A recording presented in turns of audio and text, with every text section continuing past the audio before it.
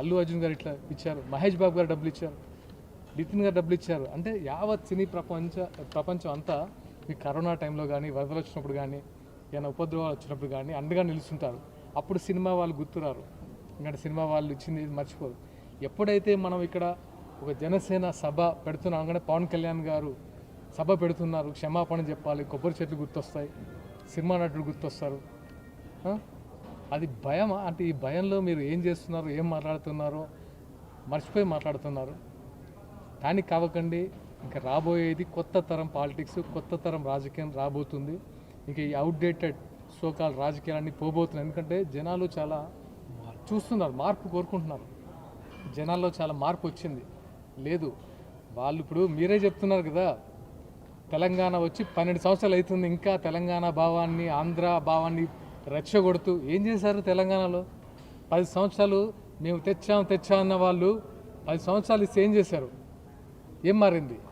మీరు 2.5 సంవత్సరాలు అవుతుంది, మీరేం మార్చారు? ఇంకా మళ్ళీ మేము తెలంగాణ, అరే నిజంగా తెలంగాణ భవిష్యత్తు గురించి మాట్లాడేవైతే 12 సంవత్సరాలు మీకు సరిపోదా?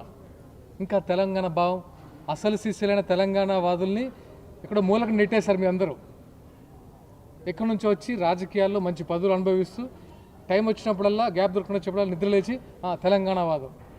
ఇదేం తెలంగాణ వాదం? సో ఇక్కడ నుంచైనా ఇలాంటి మానుకోండి. ఎందుకంటే సినీ ప్రముఖుల మీద చాలామంది వ్యాఖ్యలు చేస్తున్నారు, అది తప్పు. వాళ్ళ అవసరం ఉన్నప్పుడు మాత్రం అవసరం తీసుకుంటారు.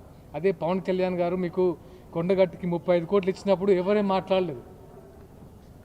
చాలా గవర్నమెంట్ హానర్ ఇచ్చారు, గుర్తుందో రేవంత్ రెడ్డి గారు, అది మర్చిపోయారు. మీ ముఖ్యమంత్రి గారు ఇచ్చారు అది హానర్ ఆఫ్ గెస్ట్.